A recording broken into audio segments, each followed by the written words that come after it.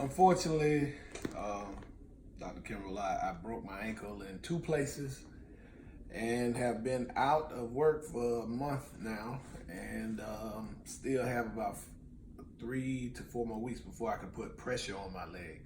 I have submitted a communication audit to my principal for review, and she has provided the actual feedback for the communication audit. Some of the things that I covered in the communication audit was the actual plan itself about Hapeville Charter, communication audit plan, and the establishment of the actual plan, because there was no plan in place for the communication audit. And in that review, some of the things that we came up with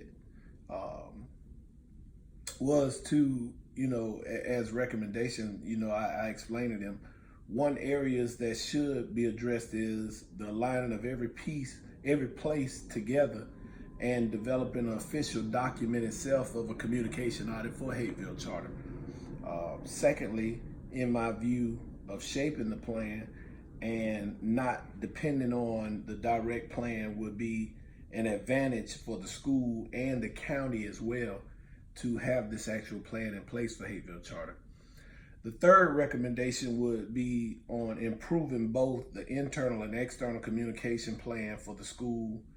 And initially, I would advocate for the continuous development of PLCs, which would generate a better communication practice within as well. Externally, I would recommend equating both good and poor communication with parents for each student. And, just in my conclusion of the actual communication plan, and active communication plan requires the creation of a high level of confidence and trust to avoid loss of information. Also, every institution, more so schools should maintain a quality relationship between the management and the staff members through their frequent meetings and newsletters. Also, the freedom of speech among the staff members enables the delivery of the options more vividly. Plans of communication should be considered necessary in every school operation. In the case of Hapeville Charter Career Academy, the school ought to address the rising competition from other schools through the help of the stakeholders and the audience in which it provides the service to.